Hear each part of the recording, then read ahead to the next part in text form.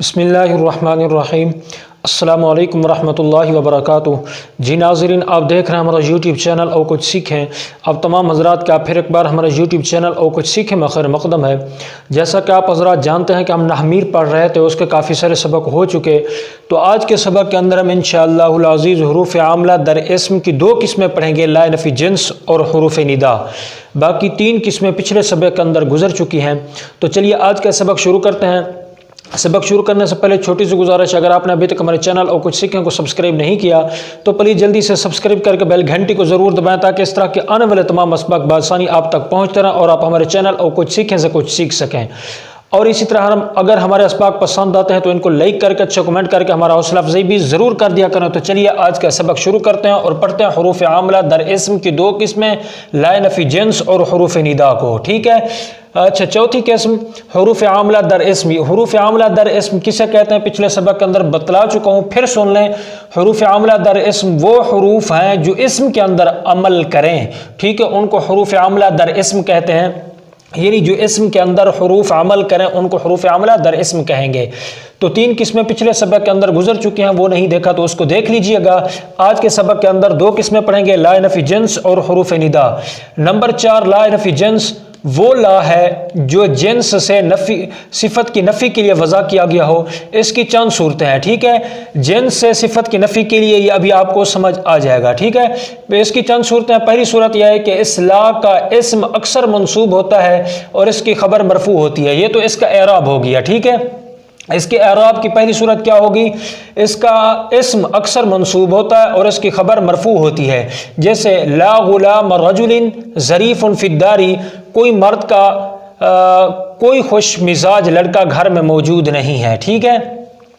اب اس کی دوسری صورت یہ ہے کہ اگر لا نفی جنس کا اسم نکرہ ہو، مفردہ ہو، ٹھیک ہے، نکرہ کا مطلب معرفہ نہ ہو، ٹھیک ہے، مفردہ ہو یعنی مضاف یا شبہ مضاف نہ ہو تو وہ مبنی بر فتح ہوگا، جیسے لا رجل فی الدار، کوئی مرد گھر میں موجود نہیں ہے۔ اب رجل یہ کیا ہے؟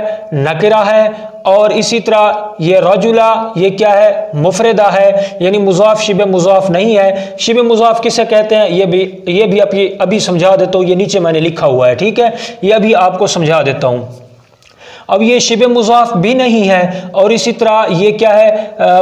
معرفہ بھی نہیں ہے، نکرہ ہے، تو اب اس کا جو اعراب ہوگا وہ کیا ہوگا؟ یہ مبنی بر فتح ہوگا، لا رجل فی الدار، کوئی مرد گھر میں نہیں ہے، ٹھیک ہے۔ اب شبہ مضاف ابھی آیا تھا، شبہ مضاف بھی نہ ہو۔ شبہ مضاف کسے کہتے ہیں؟ شبہ مضاف وہ اسم ہے جو مضاف تو نہ ہو لیکن مضاف کی طرح دوسرا کلمہ کے ملائے بغیر اس کا معنی بھی مکمل نہ ہو۔ شبہ مضاف اس کو کہتے ہیں جو مضاف بھی نہ ہو اور دوسرے کلمہ کے ملائے بغیر اس کا معنی بھی مکمل نہ ہو، تو وہ کیا ہوگا؟ شبہ مضاف ہوگا، جیسے طالعا جبلا قارئ کتابا 20 درہما۔ اچھا، 2 صورتیں پڑھ لی ہیں، اب ہے تیسری صورت۔ اگر لا کے بعد معرفہ ہو تو دوسرا معرفہ کے ساتھ لا کا تکرار ضروری ہوگا۔ اگر لا کے بعد معرفہ ہو تو دوسرا معرفہ کے ساتھ لا کا تکرار ضروری ہوگا، اور لا ملغا ہوگا یعنی عمل نہیں کرے گا، اور وہ معرفہ ابتدا کی وجہ سے مرفوع ہوگا، ٹھیک ہے، جیسے لا زید عندی ولا عمر، نہ زید میرے پاس آیا نہ عمر۔ اب لا زید، اب لا نفی جنس کا اعراب کیا ہوتا ہے؟ اس کا اسم اکثر منصوب ہوتا ہے اور اس کی خبر مرفوع ہوتی ہے، لیکن چونکہ زید اور عمر یہ دونوں کیا ہے؟ معرفہ ہیں۔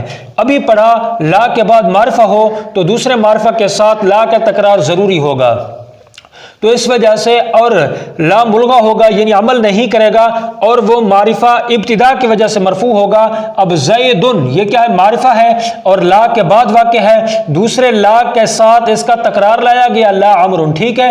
اب ہونا تو یہ چاہیے تھا کہ یہ کیا ہوتا؟ منصوب ہوتا، لا نفی جنس کا اسم ہے، لیکن اب یہاں پر منصوب نہیں، اس لیے کہ یہ لا ملغا ہوگا۔ لا ملغا کسے کہتے ہیں؟ یعنی وہ لا جو عمل نہیں کر سکتا، یعنی لا اب عمل نہیں کرے گا، بلکہ زید اب کیا ہوگا؟ مرفوع ہوگا۔ مرفوع کیوں ہوگا؟ ابتدا ہونے کی وجہ سے، ابتدا کی وجہ سے یہ کیا ہوگا؟ مرفوع ہوگا۔ لا زید عندی ولا عمر، ٹھیک ہے، نہ زید میرے پاس ہے نہ عمر میرے پاس ہے، ٹھیک ہے۔ اب امید کی جاتی ہے یہ تیسری صورت بھی آپ کو سمجھ آ گئی ہوگی۔ اب چلتے ہیں نمبر 4 کی طرف۔ نمبر 4، اگر اس لا کے بعد نکرہ مفردہ ہو اور دوسرے نکرہ کے ساتھ لا مقرر ہو تو اس میں 5 وجہ جائز ہیں، ٹھیک ہے۔ پہلے کیا تھا، اگر لا کے بعد معرفہ ہو تو دوسرے معرفہ کے ساتھ لا کا تکرار ضروری ہوگا اور لا ملغا ہوگا، لا کچھ عمل نہیں کرے گا، اور جو لا کے بعد اسم آئے گا وہ دونوں کیا ہوگا، مرفوع ہوگا ابتدا کی وجہ سے، ٹھیک ہے۔ اب چوتھی صورت یہ ہے کہ اگر اس لا کے بعد نکرہ مفردہ ہو، یعنی معرفہ نہ ہو بلکہ کیا ہو، نکرہ مفردہ ہو، اور دوسرے نکرہ کے ساتھ لا مقرر ہو، تو اس کی 5 وجہ جائز ہیں، اس کے اندر 5 طرح سے اعراب پڑھنا جائز ہے۔ پہلے نمبر 1، لا حول ولا قوت الا باللہ، دونوں جز رفع کے ساتھ، دونوں جگہ لا ملغا ہوگا، دونوں اسم ابتدا کی وجہ سے مرفوع ہوں گے، لا حول ولا قوت الا باللہ۔ اب دونوں کیا ہوں گے، دونوں جز رفع کے ساتھ ہوں گے، دونوں جز مرفوع ہوں گے، لا ملغا ہوگا، لا کوئی عمل نہیں کرے گا، ابتدا کی وجہ سے دونوں اسم کیا ہوں گے، مرفوع ہوں گے، ٹھیک ہے۔ نمبر 2، لا حول ولا قوت الا باللہ، دونوں جز مبنی بر فتح، دونوں جگہ لا نفی جنس کا اسم ہوگا، اور لا نفی جنس کا اسم کیا ہوتا ہے، اکثر منصوب ہوتا ہے، اس وجہ سے لا نفی جنس کا اعتبار کرتے ہوئے ہم اس کو کیا پڑھیں گے، منصوب مفتوح پڑھیں گے، لا حول ولا قوت الا باللہ پڑھیں گے، ٹھیک ہے۔ نمبر 3، لا حول ولا قوت الا باللہ، پہلا جز مبنی بر فتح، لا نفی جنس کا اسم مانتے ہوئے، کیونکہ لا نفی جنس آیا ہوا ہے، اس وجہ سے اس کا اعتبار کرتے ہوئے ہم پہلے جز کو کیا پڑھیں گے، مبنی بر فتح پڑھیں گے، اور اس کا دوسرا جز مرفوع ہوگا لا کے اسم کے محل پر عطف کرتے ہوئے، اور جب محل پر عطف ہوگا تو یہ کیا پڑھے گا، یہ مرفوع پڑھا جائے گا، ولا قوت الا باللہ پڑھا جائے گا، ٹھیک ہے۔ تو یہ نمبر 3 بھی آپ نے سمجھ لیا ہوگا۔ اب ہے نمبر 4، لا حول ولا قوت الا باللہ، پہلا جز رفع کے ساتھ، اب رفع کیوں ہے، اس لا کو اب لا مشابہ بلیسا مانیں گے، تسلیم کریں گے، اور لا مشابہ بلیسا اس کا اعراب کیا ہوتا ہے، پچھلے سبق کے اندر میں بتلا چکا ہوں، اس کا اسم مرفوع ہوتا ہے، تو ہم اس کا اعتبار کرتے ہوئے اس لا کو لا مشابہ بلیسا مانتے ہوئے ہم اس کو بھی کیا پڑھیں گے، مرفوع پڑھیں گے، لا حول پڑھیں گے، ٹھیک ہے۔ ولا قوت الا باللہ، اچھا پہلا جز رفع کے ساتھ لا مشابہ بلیسا کا اسم مانتے ہوئے، اور دوسرا جز مبنی بر فتح ہوگا لا نفی جنس کا اسم کا اعتبار کرتے ہوئے، یعنی پہلے لا کو لا مشابہ بلیسا مانیں گے اور دوسرے لا کو لا نفی جنس مانیں گے۔ لا مشابہ بلیسا اپنے اسم کو رفع دیتا ہے، اس وجہ سے یہ مرفوع ہوگا، اور لا نفی جنس اس کا اسم اکثر منصوب ہوتا ہے، اس وجہ سے دوسرا جز کیا ہوگا، منصوب ہوگا، لا حول ولا قوت الا باللہ، ٹھیک ہے۔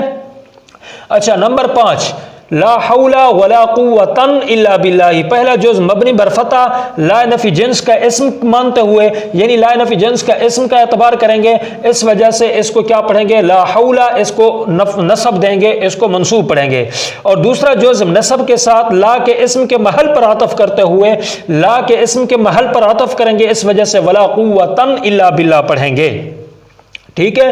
تو امید کی جاتی ہے یہ نمبر 5 بھی آپ کو سمجھ آ گیا ہوگا۔ اب چلتے ہیں حروف عاملہ در اسم کی 5ویں قسم، حروف ندا کی طرف۔ پہلے بھی بتلایا حروف عاملہ در اسم ان حروف کو کہتے ہیں جو اسم کے اندر عمل کریں۔ اس کی پہلی 3 صورتیں ہم نے پڑھ لی تھی، چوتھی صورت بھی ابھی پڑھ لی ہے، اب ہے 5ویں قسم حروف ندا، ٹھیک ہے۔ حروف ندا وہ حروف ہیں جو کسی کو اپنی طرف متوجہ کرنے کے لیے وضع کیے گئے ہوں، اور یہ حروف ادعو فعل کے قائم مقام ہوتے ہیں، اور یہ حروف 5 ہیں، یا، ایا، حیا، اے اور حمزہ مفتوحہ۔ اگر یہاں پر نظر آ رہے ہوں گے تو ان کو یاد کر لیں، نہیں تو آپ کس میں سے، نحو میر میں سے یا علم النحو میں سے ان کو یاد کر لیں، ٹھیک ہے۔ تو ان کا اعراب اب کیا ہوگا، تو یہ تو پڑھ لیا حروف ندا وہ حروف ہیں جو کسی کو اپنی طرف متوجہ کرنے کے لیے وضع کیا گئے ہوں، اور یہ حروف ادعو فعل کے قائم مقام ہوتے ہیں، اور یہ بھی پڑھ لیا، یہ 5 ہیں۔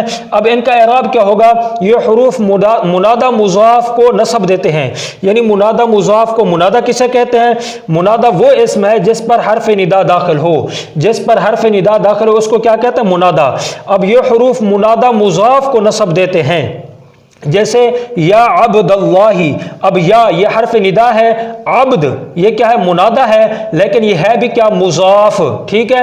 لفظ اللہ کی طرف یہ کیا ہو رہا ہے، مضاف ہو رہا ہے، یہ شرط ابھی پائی گئی، ہم نے کہا یہ حروف منادہ مضاف کو نصب دیتے ہیں۔ اب عبد یہ منادہ ہے، کیوں، اس لیے کہ یہ حرف ندا اس پر داخل ہے، ہم نے ابھی پڑھا جس پر حرف ندا داخل ہو جائے وہ کیا ہوتا ہے، منادہ ہوتا ہے، یہ منادہ ہے۔ پھر ہم نے کہا جب یہ منادہ مضاف ہو، اب لفظ اللہ اللہ کی طرف یہ مضاف بھی ہو رہا ہے تو اس وجہ سے اس کا اعراب ابھی پڑھا کہ کیا ہوگا، منادہ مضاف کو یہ نصب دیتے ہیں تو یہ کیا ہوگا، منصوب ہوگا، یا عبد اللہ ہی پڑھیں گے۔ اور منادہ مشابہ مضاف کو بھی نصب دیتے ہیں۔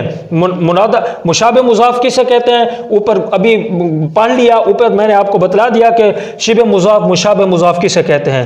جیسے یا طالعا جبل، اس کو بھی کیا دیں گے، نصب دیں گے۔ اسی طرح نکرہ غیر معینہ کو بھی نصب دیتے ہیں، نکرہ غیر معینہ کو بھی نصب دیتے ہیں۔ جیسے کوئی نبینہ شخص کہے یا رجلا خذ بیدی، اے آدمی میرا ہاتھ پکڑ لے، ٹھیک ہے، تو اب نکرہ غیر معینہ ابھی پڑھا نا، یہ نکرہ غیر معینہ کو بھی نصب دیتے ہیں۔ اب نکرہ غیر معینہ کسے کہتے ہیں، نکرہ غیر معینہ وہ نکرہ ہے جو حروف ندا کے داخل ہونے کے باوجود بھی معرفہ نہ بن سکے۔ ویسے تو یہ ہے کہ جب نکرہ پر حرف ندا داخل ہو جائے تو وہ نکرہ کیا بن جاتا ہے، معرفہ بن جاتا ہے، لیکن یہ نکرہ غیر معینہ وہ نکرہ ہے جو حرف ندا کے داخل ہونے کے باوجود بھی معرفہ نہ بنے بلکہ وہ نکرہ ہی رہے۔ جیسے کیا ہے، جیسے ڈوبنے والا انسان یا نبینہ شخص یا اسی طرح اندھیرے میں بیٹھا ہوا شخص کہے یا رجلن، تو اس وقت یہ کیا بنے گا، نکرہ غیر معینہ بنے گا، اس وقت یہ معرفہ نہیں بنے گا، یہ نکرہ ہی کہلائے گا، ٹھیک ہے۔ تو امید کی جاتی ہے آج کا سبق آپ نے اچھی طرح سمجھ لیا ہوگا۔ حروف عاملہ در اسم ہمارے مکمل ہوئے۔ اب اگلے سبق کے اندر ہم حروف عاملہ در فعل پڑھیں گے، یعنی وہ حروف پڑھیں گے جو فعل مضارع کے اندر عمل کرتے ہیں، ان کو پڑھیں گے۔ امید کی جاتی ہے آج کے سبق آپ کو اچھی طرح سمجھ آ گیا ہوگا۔ تو آج کے لیے اتنا ہی، اور ملتے ہیں اگلے سبق کے اندر۔ اپنا بہت بہت خیال رکھیے گا اور مجھے اپنی خصوصی دعاؤں میں یاد رکھیے گا۔ السلام علیکم ورحمۃ اللہ وبرکاتہ۔